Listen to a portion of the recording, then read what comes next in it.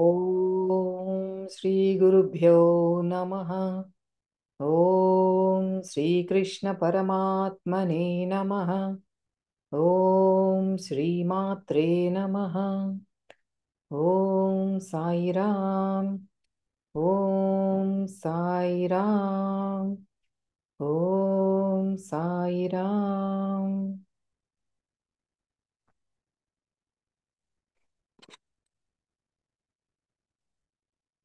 అందరికీ నమస్కారం. I welcome you all to portal to love and light, A channel for true spiritual seeker. ఈ channel తరపున అందరికీ హార్దిక స్వాగతం. మనం శ్రీ శ్రీ శ్రీ పరమహంస యోగానంద గారు అందించిన God talks with Arjuna, the Bhagavad Gita, ఇందులో 3వ అధ్యాయమైన కర్మయోగములో ఉన్నాం. ఇందులో మనం 8 శ్లోకాలు పూర్తి చేసుకొని ఈరోజు మనం 9 మరియు 10వ శ్లోకాలకు ఉన్న ఆధ్యాత్మిక అంతరార్థాన్ని తెలుసుకోబోతున్నాము 2 సెపరేట్ వీడియోస్ ద్వారా. 9వ శ్లోకం మొదటి వీడియోలో, 10వ శ్లోకం 2వ వీడియో ద్వారా అందజేయడం జరుగుతుంది. సో మరి ఈ కర్మయోగం మనం అర్జునుడికి వచ్చిన సంశయం, ఒక సందిగ్ధావస్థలో ఉండి పరమాత్మను ప్రశ్నిస్తాడు. అలా మొదటి 2 శ్లోకాల ద్వారా తన సందేహాన్ని వ్యక్తపరుస్తాడు. ఏమిటి అది అంటే, జ్ఞానమే ఉన్నతమైనదిగా తెలుస్తోంది మీ మాటల ద్వారా, కానీ నన్ను ఎందుకు ఈ ఘోరమైన యుద్ధాన్ని, అంటే ఈ కర్మ చెయ్యడాన్ని ప్రేరేపిస్తున్నారు ఎందుకు పరమాత్మ? నాకు ఏదో ఒక మార్గమే సూచించండి, నన్ను ఈ సందిగ్ధావస్థ నుండి, ఆ సందేహం ఏదైతే ఉందో దాన్ని నివృత్తి చేయండి అని ప్రార్థిస్తాడు అర్జునుడు. అప్పుడు 3వ శ్లోకం నుండి పరమాత్మ చెప్పనారంభిస్తారు. అవును, క్రియేషన్ మొదట్లో, సృష్టి ఆరంభంలో నా ద్వారా 2 రకాల మార్గాలు అనేవి అందించడం అయినది, అది జ్ఞానయోగము, కర్మయోగము. దానిని 2 మార్గాలు కాదు, మనుషులలో ఉన్న ఈ అంతఃకరణ శుద్ధి కలిగిన వారికి లేదా అంతఃకరణ శుద్ధి కలగని వారికి బట్టి 2 మార్గాలు సూచించడం అయినది జ్ఞాన మార్గము, మరియు కర్మయోగ మార్గం అనేది సూచించడం అయినది. అంతఃకరణ శుద్ధి జరిగిన వారికి జ్ఞానయోగము, మిగతా అందరికీ కూడా కర్మయోగమే చెప్పడమైనదే. అదే అందరూ ఆచరించాలి అని చెప్పారు పరమాత్మ. తర్వాత ఎవరు కర్మలు చెయ్యకుండా నైష్కర్మ్య సిద్ధిని ఎవరు ప్రాప్తింప చేసుకోలేరు. అది మనం త్రిగుణాలను అనుసరించి ప్రతి ఒక్కళ్ళు కర్మలు చేస్తూనే ఉంటాము. అది ఎలా, ఎటువంటి కర్మలు చేయాలి అని కూడా పరమాత్మ మనకి చెప్తున్నారు. అలాగా కర్మలు చెయ్యకుండా ఉండకూడదు. అలాగే మళ్ళీ బాహ్యంగా, అంటే కర్మేంద్రియాలని బలవంతంగా మనం వాటిని బంధించినట్లు చేసేసి మనసు మాత్రం ఏదో ఆలోచనలు చేస్తూ ఉండటం కూడా వారు కపటాచారి, వారు విమూఢాత్మ అని చెప్పారు. అలా ఉండకూడదు. మనసు ఎలా ఉండాలి అని చెప్పారు? మనస్సుని ఆత్మలో లయం చేసి, ఆత్మను పరమాత్మలో లయం చేసే ఆ నిష్కామ కర్మ ఏదైతే ఉందో దానిని మీరు ఆచరించాలి. అంటే ఏ కర్మ చేసినా సరే దాని మీద ఫలాసక్తి లేకుండా, ఎటువంటి ఆకాంక్ష లేకుండా, దేని మీద, ఫలము మీద, దాని రిజల్ట్ మీద ఎటువంటి ఆకాంక్ష లేకుండా ఏదైతే భగవదార్పణగా చేసే ఆ శాస్త్రోక్తమైన అటువంటి కర్మలనే మీరు ఆచరించాలి అని పరమాత్మ చెప్పారు. మరి ఈ 9వ శ్లోకము 10వ శ్లోకం ద్వారా ఇంకా ఏం చెప్పబోతున్నారో మరి తెలుసుకుందాము. ముందుగా 9వ శ్లోకం సాయి మేడం ద్వారా పాడించుకొని దాని లోతుల్లోకి వెళ్ళి ఆధ్యాత్మిక అంతరార్థాన్ని చూద్దాం. Over to you Sai madam. 3వ అధ్యాయము 9వ శ్లోకము. యజ్ఞార్థాత్ కర్మణోన్యత్ర లోకోయం కర్మ బంధనః తదర్థం కర్మ కౌంతేయ ముక్తసంగః సమాచర. Thank you madam. ఇప్పుడు 9వ శ్లోకానికి ఉన్న పద విభజన చూద్దాం. ఇప్పుడు మనకి మీకు గనక ఇంట్రెస్ట్ ఉంటే గీతా మకరందం మనకి శ్రీ శ్రీ శ్రీ విద్యా ప్రకాశానంద స్వాములు వారు అందించిన గీతా మకరందంలో ఒక్కొక్క దానికి ఆ లింక్ చెప్పడం అయినది. అంటే ఒక్కొక్క శ్లోకానికి నెక్స్ట్ శ్లోకానికి ఏంటి ఆ లింక్ ఏంటి అని కానీ, లేకపోతే మనం అందులో నుంచి ఏం అర్థం చేసుకోవాలి అది విపులంగా దాంట్లో అందజేయడం అయినది. మీకు ఇంట్రెస్ట్ ఉంటే కనుక దాన్ని ఒక్కసారి మీరు వెరిఫై చేసుకోవచ్చు, మీ దగ్గర పెట్టుకోవచ్చు, కొనుక్కోవచ్చు. It's all up to you. Just చెప్తున్నాను అంతే.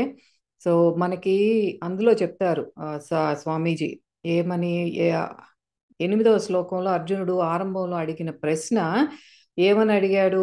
ఆ 2వ శ్లోకం 2వ లైన్లో తదేకం వద నిశ్చిత్య ఏన శ్రేయోహం అవాప్నుయం అని అడుగుతాడు. అంటే ఆ ఏంటి నాకు నిశ్చయాత్మకంగా ఒక మార్గాన్ని నాకు సూచించండి పరమాత్మ అని అడిగినప్పుడు దానికి జవాబు 8వ శ్లోకంలో ఇచ్చారు పరమాత్మ. అది గీతా మకరందంలో మనకి అట్లా సెపరేట్ చేసి ఇస్తారనమాట. ఎక్కడ ఏం క్వశ్చన్స్ అడిగాడు అర్జునుడు, ఎక్కడ పరమాత్మ, దాని లింక్స్ అని చక్కగా ఇస్తారు దాంట్లో. దానికి జవాబు ఏంటంటే నియతం కురుకర్మత్వం అని మనకి 8వ శ్లోకంలో చెప్పారు. ఎలా చేయాలి? శాస్త్రం మనకి ఏదైతే వేదం అనేది చెప్పిందో, శాస్త్ర విహిత కర్మలు ఏదైతే సూచించబడినాయో అవి మాత్రమే చెయ్యాలి. అది కూడా ఎలా చెయ్యాలి?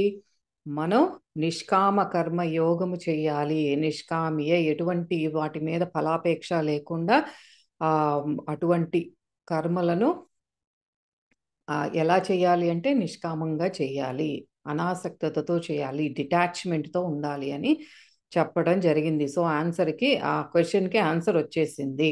మనం ఎగ్జామ్లో వస్తే చక్కగా దాన్ని ఆన్సర్ చెయ్యగలము. జస్ట్ ఎఫ్ఐఐ ఏంటంటే నెక్స్ట్ వీక్ ఎగ్జామ్ ఉంటుంది. 1 to 10 శ్లోకాస్.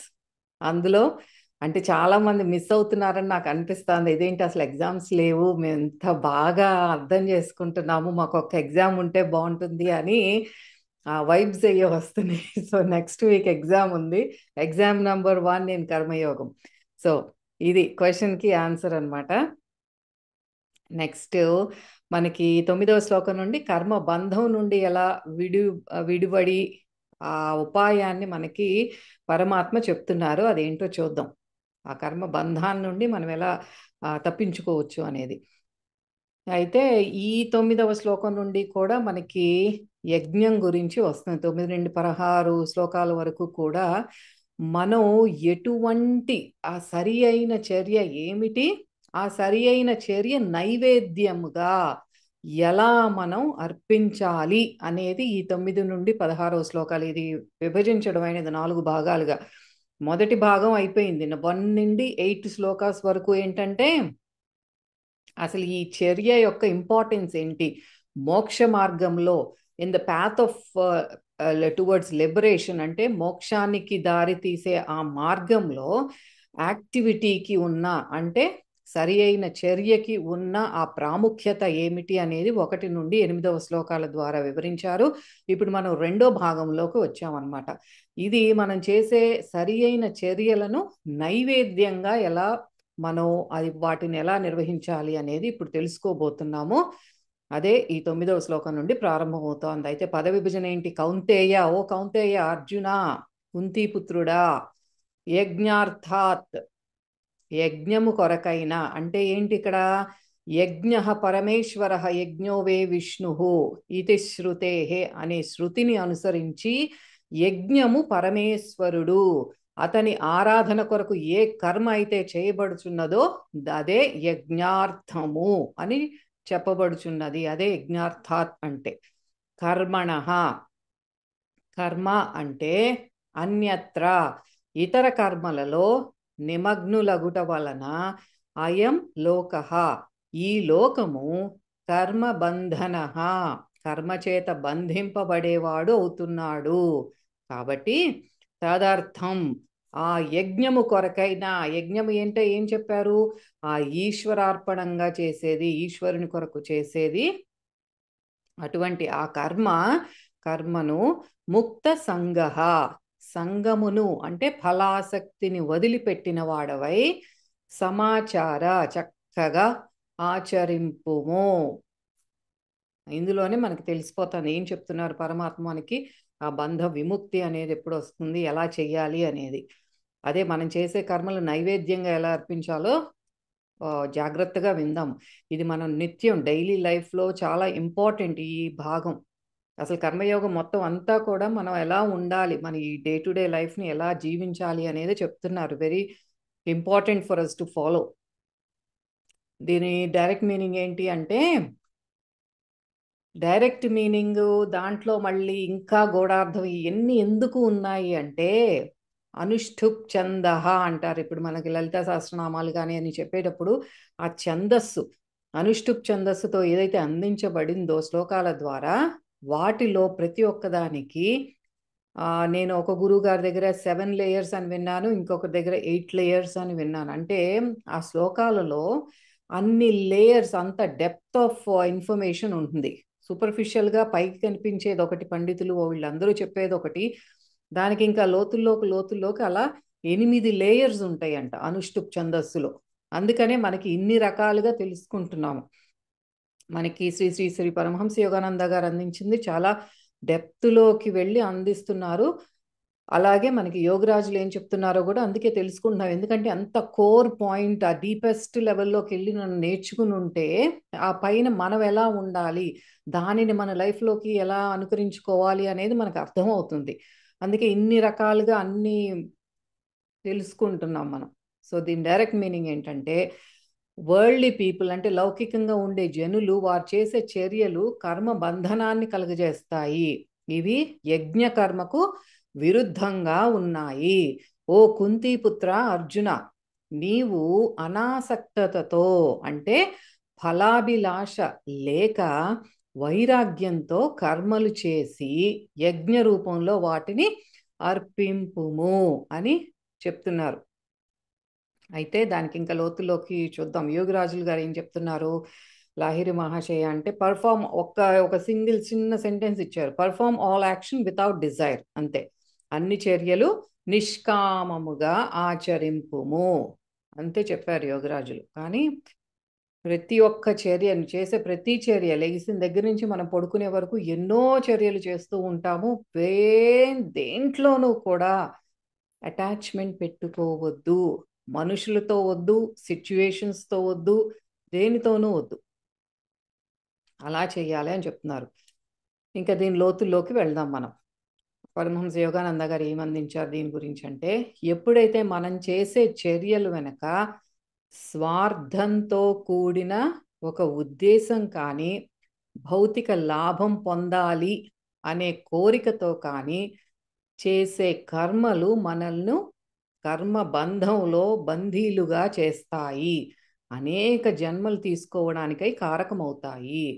అంటే మనం ఈ లౌకిక కర్మలు ఏదైతే ఉన్నాయో, ప్రవృత్తి కర్మలన్నీ కూడా మన జీవనానికి ఎన్నో చేస్తాము లెగిసిన దగ్గర నుంచి. కానీ అవి అన్నిటిలోనూ సకామంగా అంటే ఏదో ఒక కోరిక ఉంటుంది, ఆ చేశాను కాబట్టి దాని మీద ఒక ఫలాభిలాష అంటే ఫలాసక్తి. ఏ చిన్న పని చేసినా సరే దాని రిజల్ట్ని ఏదో ఆశిస్తాం మనం. దానితో మనం అంటే నాది అనుకుంటున్నాను, బికాస్ ఎందుకు కోరికతో చేస్తున్నాను, మళ్ళీ రిజల్ట్ని నేను కోరుకుంటున్నాను కాబట్టి నాది, నేను అనుని చేస్తున్నాను అని ఈ దేహంతో నేను చేస్తున్నాను కాబట్టి, అంటే అహంతో కూడుకున్న చర్య కాబట్టి దానికి నేనే కారకమవుతున్నాను కాబట్టి దుఃఖాన్ని కొని తెచ్చుకుంటున్నాను. ఎప్పుడైతే ఆ ఎమోషనల్ బ్యాగేజ్ నేను క్యారీ చేస్తున్నానో, మళ్ళీ ఆ ఎనర్జీ బ్యాలెన్స్ కోసం నేను మళ్ళీ ఇంకో జన్మలకి తీసుకోవాల్సి వస్తోంది. అలాగే కోరికలు కూడా, ఆ కోరికలు ఏదైతే తీర్చుకోకుండా నేను మరణం సంభవిస్తుందో, మళ్ళీ ఆ తీరని కోరికలు తీర్చుకోవడానికి మళ్ళీ జన్మ ఎత్తాల్సి వస్తోంది. అదే మన ఈ ఇవన్నీ కూడా మనల్ని బందీలుగా చేస్తున్నాయి అని చెప్తున్నారు. కానీ ఒక యోగి నిస్వార్థంగా ఎటువంటి అటాచ్మెంట్ లేకుండా ఎప్పుడైతే యోగి అని చెప్తున్నారంటే వారికి జ్ఞానం ఉంది కాబట్టి యోగి అని ప్రస్తావించారు. అది మనం కూడా నిత్య జీవితంలో ఏ పని చేసినా సరే భగవదార్పణగా చేసే ఉత్తమమైన చర్యలు నిర్వహించడం ద్వారా అతను అంటే ఒక యోగి అయ్యుండొచ్చు, ఏ వ్యక్తి అయినా అయ్యుండొచ్చు, తనకి జీవన్ముక్తుడయ్యే ఆ పరిణామ క్రమం, ఆ ఎవల్యూషనరీ ప్రాసెస్ ఏదైతే ఉందో అది చాలా ఎక్స్పిడైట్ అవుతుంది, వేగవంతం అవుతుంది. ఎప్పుడు మనం చేసే ప్రతి చర్యని భగవదార్పణగా చేసినప్పుడు మనకి ఆ మోక్షాన్ని ప్రసాదించే ఆ పాత్ ఏదైతే ఉందో టువర్డ్స్ లిబరేషన్ అనేది, మోక్షానికి దారితీసే మార్గంలో మనం వెళ్ళే ఈ పరిణామ క్రమం ఏదైతే ఉందో వేగవంతం అవుతుంది. ఎందుకంటే అక్కడ మనం అహం లేదు, భగవదార్పణగా చేసినప్పుడు భగవంతుడే నా ద్వారా చేస్తున్నాడు కాబట్టి నేను దాన్ని ఏం తీసుకోవట్లేదు, దాని రిజల్ట్ నేను తీసుకోవట్లేదు కాబట్టి నాకేం బ్యాగేజ్ నేను క్యారీ చేయట్లేదు ఇంకా. సో నేను ఇంకా కట్ చేసేసుకుంటున్నాను నా లైఫ్, ఈ రీఇన్కార్నేషన్స్ ఏమైతే ఉన్నాయో జన్మలు జన్మలు, వాటిలన్నిటినీ నేను కట్ చేసేసుకుంటున్నాను ఎప్పుడు భగవదార్పణగా చేసినప్పుడు.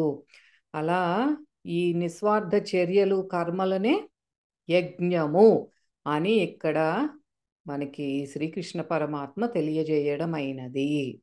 దేన్ని యజ్ఞం అంటారు క్వశ్చన్. ఆన్సర్ ఏంటి?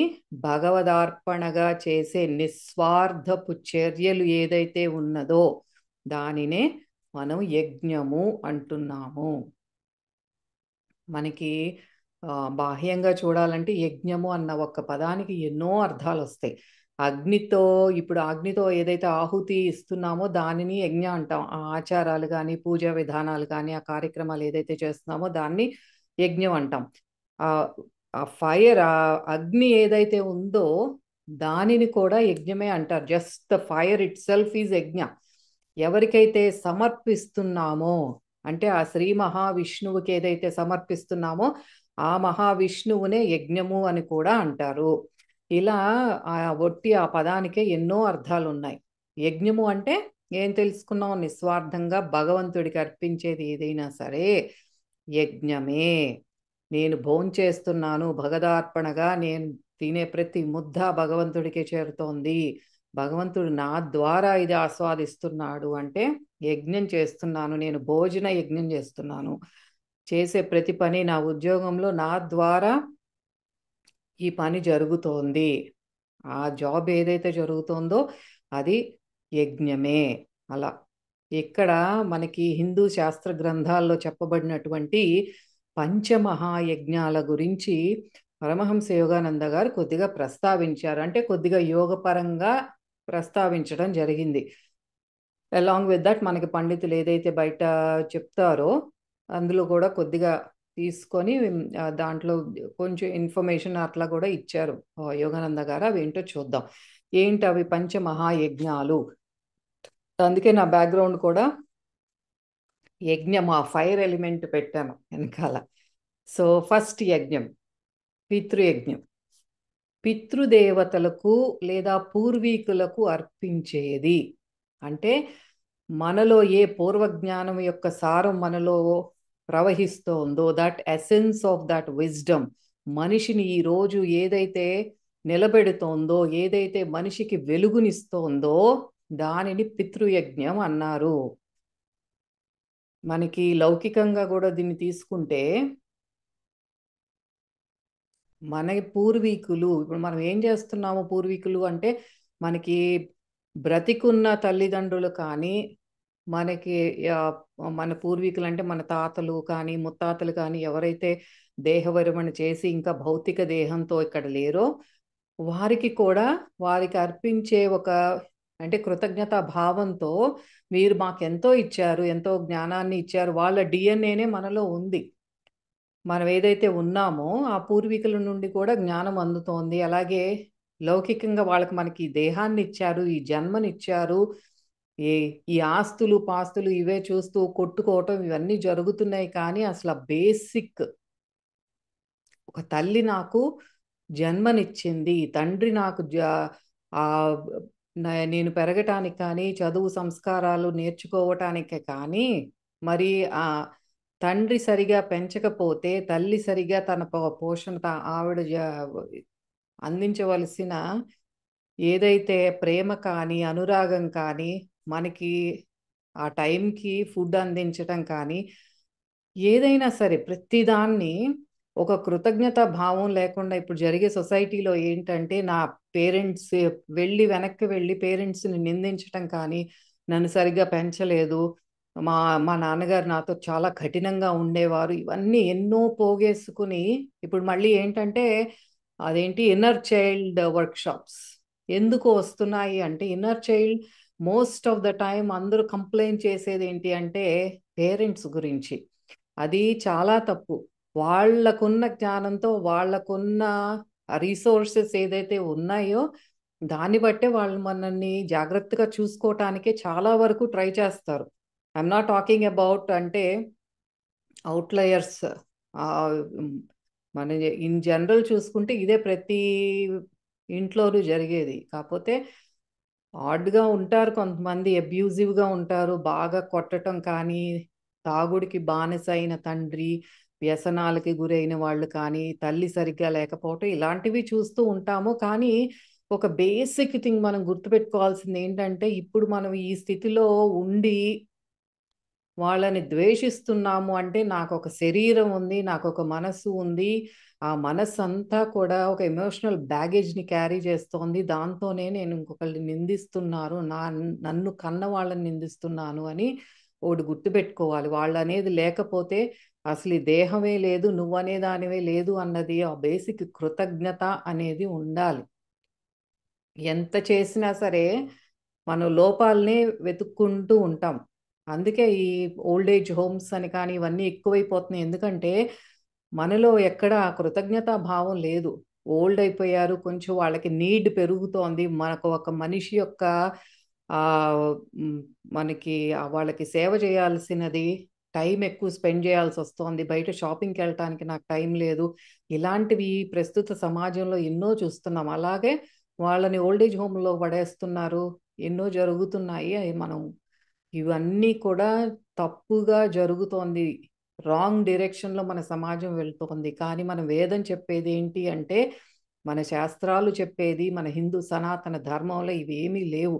మనం ఎంతో గౌరవంతో మన పితృదేవతలను అంటే మన పూర్వీకులను, వాళ్ళు దేహంతో ఉన్నా లేకపోయినా కృతజ్ఞత భావంతో వాళ్ళకి పితృతర్పణాలు చేయటం కానీ, ఏ ఏ రోజైతే వాళ్ళు ఈ దేహాన్ని విరమించారో వాళ్ళ ఒకరోజు వాళ్ళని తలుచుకోవటం కానీ, వాళ్ళ పటాలను ఇంట్లో పెట్టుకొని మన పిల్లలకి చూపించి ఇది మా యాన్సెస్టర్స్ వీళ్ళు అని చూపించడం. ఇప్పుడు వాళ్ళకి తాత పేరులు, అమ్మమ్మ, నానమ్మ, ముత్తాతల సంగతి ఇంకా ఎక్కడికో వెళ్ళిపోతున్నాం. కానీ ఆ జస్ట్ ఒక జనరేషన్ ముందు కూడా పేర్లు చెప్పలేకపోతున్నారు. అది మన తప్పు.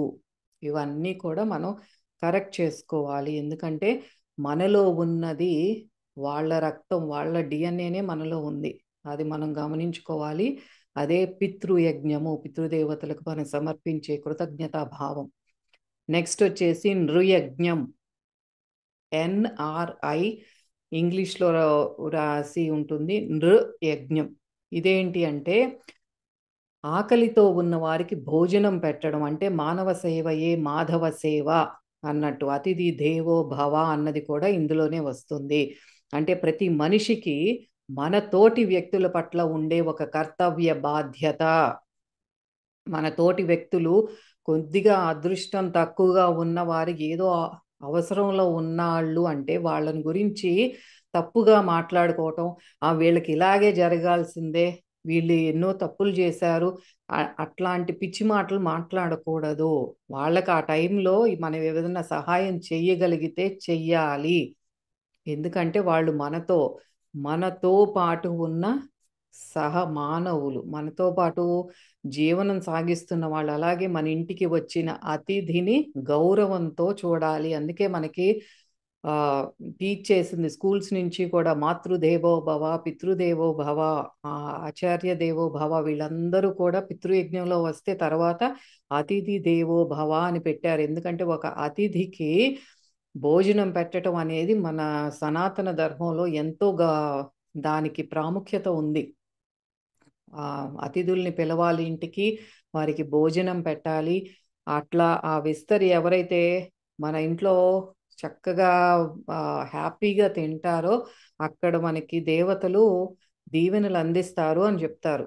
అందుకే ఎవరిని రిజెక్ట్ చేయకూడదు. ఇప్పుడు ఉన్న వాళ్ళు ఏంటంటే వచ్చిన దగ్గర నుంచి వీళ్ళు ఎప్పుడు పోతారా అని వెయిట్ చేస్తూ కూర్చుంటాం. ఎప్పుడు నాకు ఆ టీవీ టైం అయిపోతాను, వీళ్ళు ఏంటో వచ్చి కబుర్లు చెప్తున్నారు, తొందరగా వెళ్ళిపోతే బాగుండు అని. అలా ఉండకూడదు. అతిథి దేవో భవ. అలాగే మనకంటే తక్కువ అదృష్టవంతులకి మనకి వీలైనంత సహాయం చేయడం అనేది ఉత్తమమైనది. అలాగే ఆకలితో ఎవరైతే ఉన్నారో, ఇప్పుడు మనకి రోడ్డు మీద ఎంతో మంది హోమ్లెస్ వాళ్ళు కానీ, తినటానికి ఒక ముద్ద తిండి లేని వాళ్ళు కానీ చాలా మంది ఉంటారు. అలాంటి వాళ్ళకి ఎంతో కొంత వాళ్ళకి ఆ భోజనం పెట్టడం, ఆకలి తీర్చడం అనేది ఎంతో ఉత్తమమైన చర్య. అది కూడా మహాయజ్ఞమే. అయితే తర్వాతది ఏంటంటే భూతయజ్ఞము. భూతయజ్ఞం అంటే ఏంటి? మన యానిమల్ కింగ్డమ్ ఇస్తున్నారు. అంటే జంతు రాజ్యానికి మనం అర్పించే ఆహారము, అది భూత యజ్ఞము. అంటే మనకంటే కూడా ఎవల్యూషనరీ ప్రాసెస్లో, అంటే పరిణామ క్రమంలో తక్కువ అభివృద్ధి చెందిన ఈ ప్రాణులు ఏదైతే ఉన్నాయో, మొక్కలు అయి ఉండొచ్చు, ఈ యానిమల్ కింగ్డమ్ మొత్తం జంతువులు ఏదైతే ఉన్నాయో వీరందరూ వాటిని కూడా జాగ్రత్తగా చూసుకోవటం, జంతు సంరక్షణ, ఈ వృక్షాలను మనం సేవ్ చేసుకోవటం కానీ, ఆ వృక్షాలు కొట్టేసి మన ల్యాండ్ కోసం ఇల్లు కట్టుకోవటం కోసం. అందుకే ఒక చెట్టు కొట్టేశారు అంటే సరే ఇల్లు కట్టుకో, కానీ పక్కకి వెళ్ళి ఇంకొక 10 చెట్లు నాటు దాని పక్కన. అది ఒక రూల్ లాగా పెట్టుకొని మనం అది ఫాలో అవ్వాలి. అలాగే జంతువులకు కూడా మనకి ఫకీర్లో బాబా కూడా అదే చెప్తారు. అందులో దానం కింద చెప్తారు అది. ఇక్కడ మనకి మహాయజ్ఞాల కింద చెప్తున్నారు. ఈ భూత మహాయజ్ఞం కింద ఏంటంటే మనకి ఇంట్లో ఏదైనా చీమలు ఉన్నాయంటే వాటికి కొంచెం ఒక మూల చిన్న పంచదార వేసి వాటికి కొంచెం పెట్టడం కానీ, లేకపోతే బయట ఈ బర్డ్ ఫీడర్స్ అని ఉంటాయి, వాటిలో మంచి మిడిల్ ఆఫ్ ద సమ్మర్లో వాటికి ఆహారం అది దొరకక అవి ఇబ్బంది పడుతున్నప్పుడు వాటికి ఒక చిన్న బౌల్లో నీళ్లు పెట్టడం కానీ, ఆహారం ఆ ధాన్యం కానీ ఏదో ఒకటి ఇవ్వటం, వాటిని జాగ్రత్తగా చూసుకోవటం. ఎందుకంటే వాటికి మనంత రిసోర్సెస్ తెలియదు, మనలాగా వెళ్ళి స్టోర్కి వెళ్ళి కొనుక్కోవటం వాటికి తెలియదు. వాటికి మా పరిణామ క్రమంలో మనకంటే తక్కువగా ఉన్నాయి. కాబట్టి వాటిని చూసుకునే బాధ్యత మనకు ఉంది. ఎందుకు ఉంది అంటే మనం అన్ని వనరుల్ని చక్కగా హ్యాపీగా ఎంజాయ్ చేసేస్తాం, మొక్కల్ని ఎంజాయ్ చేసేస్తాం, వాటి నుంచి వచ్చిన ఫ్రూట్ కావాలి, వాటి నుంచి వచ్చే ఆక్సిజన్ మనకి కావాలి. అవి లేకపోతే మనకి చచ్చిపోతాం వెంటనే. వాటి అన్నిటిని అన్నీ తీసుకుంటున్నాం, ఎంజాయ్ చేస్తున్నాం. అలాగే ఇప్పుడు యానిమల్స్ ఉన్నాయి, పొలాల్లో మనకి హెల్ప్ చేసేదే అవే కదా. రైతులకి హెల్ప్ చేసేది ఏమిటంటే ఆ ఎద్దులు, వాటితో పాటు దున్నటం కానీ, మనకి ఇంట్లో వాటిని పాలు ఇవ్వటం కానీ, ఇవన్నీ మళ్ళీ వాటిని చంపుకుని తినేది కూడా మనిషే. చికెన్ ఫ్రైలు ఇవన్నీ చేసుకుని తినేది కూడా మనిషే. ఇవన్నీ ప్రకృతి వనరులనన్నిటినీ చక్కగా ఎంజాయ్ చేస్తున్నాము.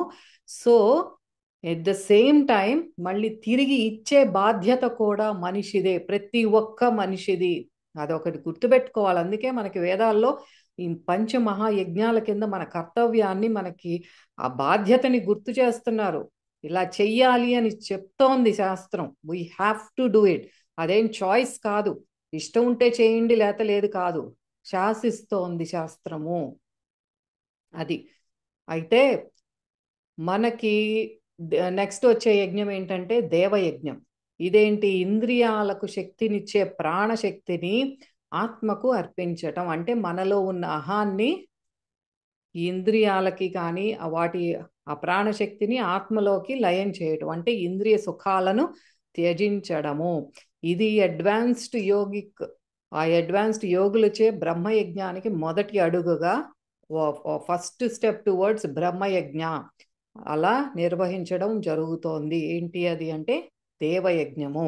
అంటే ఇది మనకి బాహ్యంగా చెప్పుకోవాలంటే ఈ పూజా విధానాలు కానీ, దేవతలను ఆరాధించడం కానీ, ఇవన్నీ కూడా దేవయజ్ఞం కిందే వస్తాయి. యాజ్ ఎ రిజల్ట్ ఏంటంటే మన లోపల శుద్ధి జరగటం మొదలవ్వాలి, మనలో ఉన్న అహం నశించాలి, ఇంద్రియ భోగాల పట్ల ఆకాంక్ష అనేది మనకి క్రమక్రమంగా మన నుండి దూరం అవ్వాలి. తద్వారా ఇవన్నీ చేయటం ద్వారా ఏమవుతుందంటే మనలో ఒకలాంటి ఆ వైరాగ్య భావన అనేది కలుగుతుంది. దానితే అది తొలిమెట్టు దేనికి? ఆ నెక్స్ట్ వచ్చే ఆ అల్టిమేట్ బ్రహ్మయజ్ఞానికి తొలిమెట్టు దేవయజ్ఞము. ఇప్పుడు 5వ యజ్ఞమైన బ్రహ్మయజ్ఞం ఏంటి అంటే ఆత్మను పరమాత్మకు అర్పించడము. ఇంద్రియాల నుండి ప్రాణశక్తిని తీసుకొచ్చాము, అహాన్ని ఆత్మలో లయం చేశాము. ఇప్పుడు ఆత్మను పరమాత్మలో లయం చేసుకుంటున్నాము, అర్పించుకుంటున్నాము. ఈ అంతిమ యజ్ఞం పైన ఈ ఈ లాస్ట్ స్టేట్, ఈ బ్రహ్మయజ్ఞం ఏదైతే ఉందో, ఈ అంతిమ యజ్ఞం, ఈ పైన ఇప్పటి వరకు చెప్పుకున్న ఈ 4 యజ్ఞాలు కూడా నిష్ఠగా ఆచరిస్తేనే మనకు ప్రాప్తిస్తుంది. ఏది? పితృయజ్ఞం సరిగ్గా చెయ్యాలి, మన పితృదేవతల పట్ల ప్రేమతో కృతజ్ఞతా భావంతో ఉండాలి. నృయజ్ఞం సరిగ్గా చేయాలి, అతిథి దేవోభవ, మన తోటి మానవులతో సరిగ్గా ఉండాలి మన ప్రవర్తన.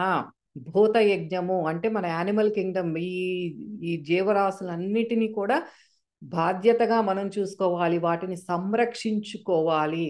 ఆ తర్వాత దేవయజ్ఞము, మనకి పూజా విధానాలు కానీ ఇవన్నీ కూడా మనలో ఉన్న అహాన్ని నశింపజేసి ఈ ఇంద్రియ సుఖాలను త్యజించాలి. ఆ తర్వాతనే బ్రహ్మయజ్ఞము అంటే పరమాత్మకు ఇదంతా కూడా అర్పించడం అనే దానికి ఒక అర్హత వస్తుంది మనకి.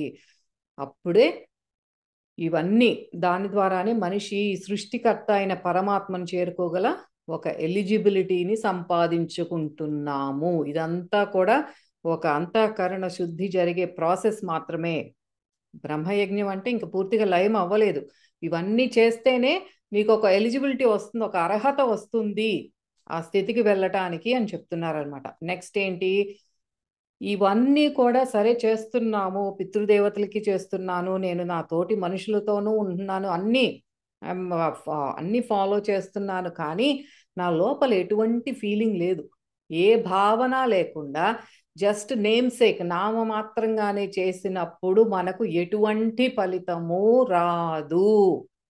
అసలు ఆ ఫీలింగే లేదు నాకు. ఇదేదో అదేంటి చెక్ బాక్స్ పెట్టేసుకుని నేను నా ఫోటోకి దండేసేసాను, నా పూర్వీకుల ఫోటోలు ఉన్నాయి మా ఇంట్లో, దండలు వేసేసాను, కృతజ్ఞత దండం పెట్టేసుకున్నాను, అయిపోయింది. తర్వాత మా ఇంటికి ఎవరినో పిలిచాను, వీకెండ్ వచ్చారు, వాళ్ళకి ఏదో వండి పెట్టాను, చెక్ బాక్స్, అయిపోయింది. బయటికి వెళ్ళి మొక్కలకి నీళ్లు పోసేసాను, భూతయజ్ఞం, అయిపోయింది. ఇలా కాదు చేయాల్సింది. ఒక భావనతో లోపల అది ఆ ఫీలింగ్ అనేది జనరేట్ అవ్వకపోతే ఎన్ని సంవత్సరాలు, ఎన్ని గంటలైనా నువ్వు చేసుకో, ఎంతైనా నువ్వు ఈ డబ్బులన్నీ ధారపోసి ఏదైనా చేసుకో, without that feeling it is just useless act, అంతే. అంటే ఏమవుతుంది అంటే మనకి ఈ ఇంట్లో సర్క్యులేట్ అవుతోంది, అంటే వైర్స్ ద్వారా ఎనర్జీ, ఎలక్ట్రిసిటీ అనేది వస్తోంది. బల్బ్ అటాచ్ చేసాము, ఈ బల్బ్ కరెక్ట్ కండిషన్లోనే ఉంది, అందులో ఎలక్ట్రిసిటీను ఫ్లో అవుతుంది. ఇప్పుడు ఆ వైర్ని టచ్ చేస్తే షాక్ కొడుతుంది, అందులో ఎలక్ట్రిసిటీ పాస్ అవుతుంది. ఈ బల్బ్ కూడా ఫిలమెంట్స్ కానీ లోపల అదంతా బాగానే ఉంది, కానీ స్విచ్ ఆన్ చేస్తే వెలగట్లేదు. ఎక్కడుంది ప్రాబ్లం? ఏంటంటే ఆ రెండిటికి ఆ కనెక్షన్ మిస్ అవుతోంది. ఆ కనెక్షనే మనలో జనరేట్ అయ్యే ఆ ఫీలింగ్, ఆ లోపల భావన లేకుండా ఆ కనెక్షన్ మిస్ అవుతోంది. ఎక్కడో సంథింగ్ ఈజ్ గోయింగ్ రాంగ్ అని మనం చెక్ చేసుకోవాలి. ఎన్ని గంటలు కాదు, ఎన్ని గంటలు నేను సాధన చేస్తున్నాను, ఎంత చేస్తున్నాను, ఇవన్నీ మన అహాన్ని సాటిస్ఫై చేస్తాయే కానీ ఎటువంటి పరివర్తన మనలో రాదు. ఎప్పుడంటే మనలో ఆ భావన లేనప్పుడు. సరే, ఇదంతా పంచమహాయజ్ఞాల గురించి చెప్పారు. ఇప్పుడు డీపర్ డైవింగ్, ఏంటది ఆధ్యాత్మిక అంతరార్థం ఏంటో చూద్దాం. అయితే హవిస్సు, ఈ అగ్నిలో మనము నేతిని కానీ ఇవన్నీ కూడా వేసేది ఏంటి అంటే, దానికి మీనింగ్ ఏంటంటే దాని ద్వారా అంతా శుద్ధి చేయడం జరుగుతోంది, ఆ పదార్థం అంతా కూడా శుద్ధి చేయటం జరుగుతోంది. ఆ చుట్టుపక్కలంతా కూడా ఆ వాయువు ఎక్కడి వరకైతే సర్క్యులేట్ అవుతోందో ఆ వాయువు ద్వారా చుట్టుపక్కలంతా శుద్ధి చేయబడుతోంది. ఏదైతే ఆ యజ్ఞయాగాదుల్లో మంత్రం జపిస్తున్నారో అదంతా కూడా అక్కడంతా కూడా ప్యూరిఫై అవుతోంది అన్నది దాని యొక్క అర్థం. అయితే ఆ సింబాలిజం ఏంటి దాంట్లో అంటే, లైఫ్ ఎనర్జీ అంటే జీవశక్తిని విశ్వశక్తితో ఐక్యం చేయడము. ఈ అగ్ని అనేది చాలా అది ఒక పవర్ఫుల్ టూల్. అగ్నినే అసలు ఆ ప్రాణశక్తి, that is the main component అనే చెప్తారు మనకి. అందుకని అగ్నిదేవుడికి కానీ అగ్నికి కానీ చాలా ఇంపార్టెన్స్ ఉంటుంది మన శాస్త్రాల్లో కానీ, ఆధ్యాత్మికంగా తీసుకున్నా సరే అగ్నికి it has its very significance. ఆ విశ్వశక్తితో ఐక్యం చేయడానికి ఇప్పుడు మనలో కూడా ఈ చక్రాస్లో తీసుకుంటే ఆ ఫైర్ ఎలిమెంట్ మనలో, ఆ ఫైర్ అనేది జాగరణ అక్కడ సరిగ్గా లేకపోతే, నాలో ఒక సంకల్ప శక్తి అనేది లేకపోతే, ఆ ఫైర్ అనేది లేకపోతే, ఆ కింద ఉన్న ఆ స్థూల పదార్థం మూలాధార దగ్గర మ్యాటర్ లాగా, అంటే అట్లా ఆ స్థూలంగా ఉన్నది ఆ ఫ్లూయిడిటీ వచ్చేసి అంటే జలతత్వంగా మారి అది ఆవిరవ్వాలి. ఇంకా ఎనర్జీ పెరగాలి అంటే మధ్యలో అగ్ని రావాలి, ఆ అగ్ని రాజుకోవాలి. ఆ ఫైర్ ఎలిమెంట్ అనేది ఎప్పుడు ఆన్లో ఉండాలి. లేకపోతే ఇంకా పైకి వెళ్ళటం, డయాఫ్రమ్ పైకి అనాహత చక్రం దగ్గర కానీ, తర్వాత విశుద్ధి కానీ, ఇంకా అదంతా కూడా ఎనర్జీ అదంతా మనకి ఆజ్ఞాచక్ర వరకు వెళ్ళాలి అంటే ఆ ఫైర్ ఎప్పుడు ఆన్లో ఉండాలి. అట్లా సిమ్లోకి వెళ్ళిపోతే మళ్ళీ మళ్ళీ కిందకు పడిపోతాం, మళ్ళీ గట్టి పడిపోతాం, ఏది భూతత్వంలోకి వచ్చేస్తాం. అందుకని fire element is very important. అదే మనల్ని జీవశక్తిని విశ్వశక్తితో ఐక్యం చేస్తుంది.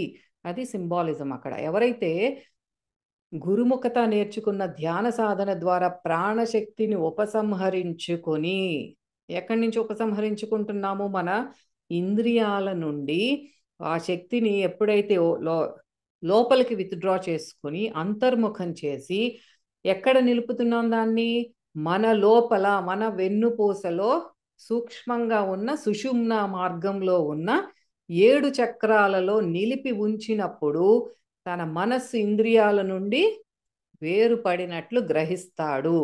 అప్పుడు మనకి బాహ్యంగా ఎలా ప్రకటితమవుతుందంటే, నీ చుట్టుపక్కల ఎన్ని ఉన్నా సరే, ఎన్ని అందాలు కానీ, ప్రకృతి సౌందర్యాలు కానీ, ఎన్ని వస్తువులున్నా సరే చలించవు. నువ్వు ఏ పరిస్థితిని ఫేస్ చేయాల్సి వచ్చినా స్థితప్రజ్ఞతతో ఉంటావు. అదే మనకి కొలమానికం. దేనికి? మన మనస్సు ఇంకా ఇంద్రియాలతో అటాచ్ అవ్వలేదంటానికి, మన శక్తి అంతా కూడా సుషుమ్నలో కేంద్రీకృతమై ఉంది అంటానికి బాహ్యంగా మనకి ఎలా తెలుస్తుందంటే ఆ స్థితప్రజ్ఞత. దేంతోనూ మనకి ఆ చంచలత రావట్లేదు. సో అలా గ్రహిస్తాడు ఒక యోగి. ఇలా ప్రాణశక్తి శరీరం నుండి ఎప్పుడైతే ఉపసంహరించుకుని భగవంతునితో ఐక్యం చేస్తున్నాడో, అదే that particular act of withdrawing all that energy and staying centered, ఆ మంతా లోపలికి తెచ్చుకుని ఎప్పుడైతే ఆ షట్చక్రాలలో 7 చక్రాలలో నిలిపి ఉంచుతాడో, ఇంక్లూడింగ్ క్రౌన్ చక్ర, అది అన్నింటిలోకి అత్యున్నతమైన యజ్ఞము. ఇందాక ఒక యజ్ఞానికి మీనింగ్ వచ్చింది, ఇక్కడ దాని లోపల ఉన్న అంతరార్థం చెప్తున్నారు పరమహంస యోగానంద గారు, గురువు గారు చెప్తున్నారు. ఏంటి మన లోపల జరిగే యజ్ఞం ఏంటి అంటే, మనలో సాధనలో ఆ యోగాగ్ని మనం రగిలించుకుంటున్నాము. లోపల అంతా we are burning everything in that heat. ఆ యోగము అనే అగ్ని, అది ఆ ఫైర్ అనేది మొదలైంది. ఆ ప్రాణిక్ శక్తి అంతా కూడా లోపలికి వచ్చింది. అదే అన్నింటిలోకి అత్యున్నతమైన యజ్ఞము. అయితే స్వార్థంతో చేసే చర్యల వల్ల ఇంకా దుఃఖంలో మనం కూరుకుపోతాము.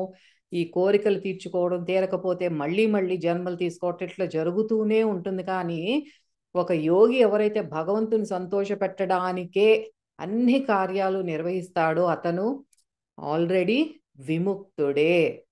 మనలో ఈ అజ్ఞానాన్ని జ్ఞానము అనే అగ్నిలో దహింపజేసే యజ్ఞం కూడా భగవంతుని కోసం మాత్రమే చేస్తున్నట్లు, భగవంతుని ప్రీత్యార్థమే నేను చేస్తున్నాను, కానీ ఆధ్యాత్మిక ఆకాంక్షలాగా ఉండకూడదు అది. అంటే నేను ఇంకా ముందుకు వెళ్ళాలి, నాకు ఇంకా సిద్ధులు కావాలి, పక్కన వాళ్ళు ఇంకా ఎక్కువ చేస్తున్నారు, వాళ్ళకి ఏదో అయిపోతున్నట్టు ఉంది కాబట్టి నేను ఇంకొంచెం చెయ్యాలి, అలా కాకుండా భగవంతుని ప్రీత్యార్థమై మన చేసే ఆధ్యాత్మిక చర్య అయి ఉండొచ్చు, లౌకికమైన చర్య అయి ఉండొచ్చు, ఎటువంటి స్వార్థం లేకుండా నిష్కామంగా చెయ్యాలి. అలా ఉండేవారి ప్రతి చర్య కూడా యజ్ఞమే. Each and every action is yajna. ఎప్పుడు భగవంతుని కోసమే, భగవదార్పితమై చేసినదే, ఆ భగవంతుని ప్రీతి కోసం చేసినదే ఏదైనా సరే యజ్ఞమే. సో ఇది మనకి ఈ శ్లోకం ద్వారా మనం ఎలాంటి చర్యలు ఎలా చెయ్యాలి, యజ్ఞంలాగా ఎలా చెయ్యాలి అనేది పరమాత్మ బోధించారు. ఇందులోనే పంచమహాయజ్ఞాల గురించి కూడా మనం తెలుసుకున్నాము. సో దీని తర్వాత నెక్స్ట్ వీడియోలో 10వ శ్లోకానికి ఉన్న ఆధ్యాత్మిక అంతరార్థాన్ని తెలుసుకుందాము. See you all in the next video. శ్రీకృష్ణార్పణమస్తు.